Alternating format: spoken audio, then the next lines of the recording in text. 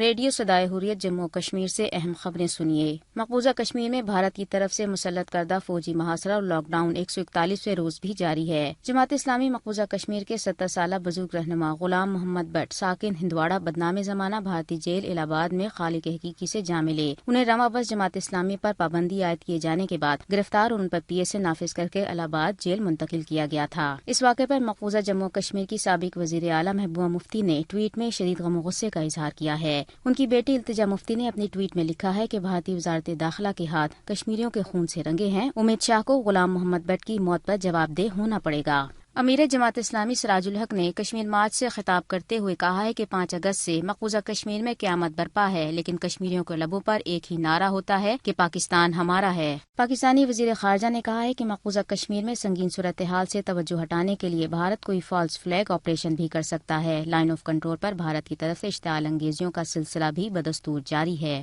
بھارت میں طلبہ اور خواتین سمیت ہزاروں مظاہرین نے عزم ظاہر کیا ہے کہ متنازع شہریت ترمیمی بل کی منسوخی تک احتجاج جاری رکھیں گے۔ مظاہروں میں ہلاکتوں کی تعداد 26 تک پہنچ گئی ہے، جبکہ 8,000 کے قریب افراد کو گرفتار کیا جا چکا ہے۔ بھارتی حکومت نے مظاہرین کو ہراساں کرنے کی خاطر مظاہرین پر توڑ پھوڑ کا الزام لگا کر ان کی جائیدادیں بھی ضبط کرنا شروع کر دی ہیں۔ اسلامی تعاون تنظیم نے بھارت میں متنازع شہریت کے بل اور بابری مسجد کے فیصلے پر تشویش کا اظہار کرتے ہوئے بھارت میں مسلم اقلیتوں اور مقدس مقامات کو تحفظ فراہم کرنے کا مطالبہ کیا ہے۔ خبریں ختم ہوئیں۔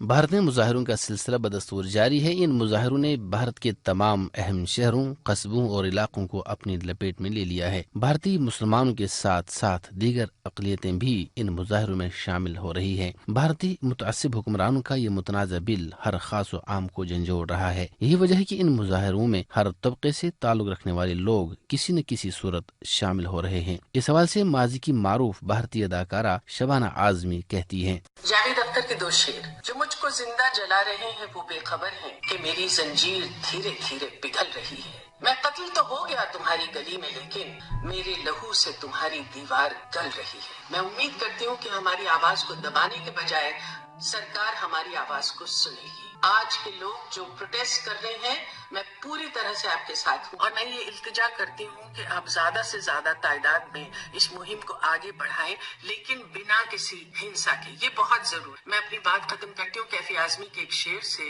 آج کی رات بہت گرم ہوا چلتی ہے، آج کی رات نہ فٹ پاتھ پہ نیند آئے گی، سب اٹھو میں بھی اٹھوں، تم بھی اٹھو تم بھی اٹھو، کوئی کھڑکی اسی دیوار میں کھل جائے گی۔ یہ بات بجا طور پر کہی جا سکتی ہے کہ بھارت کے موجودہ حکمران کسی صورت بھارت میں مسلمانوں کو دیکھنا نہیں چاہتے۔ یہی وجہ ہے کہ بھارتی حکمران ایسے اقدامات اٹھاتے ہیں جن کو سمجھنا کسی طور مشکل نہیں ہے۔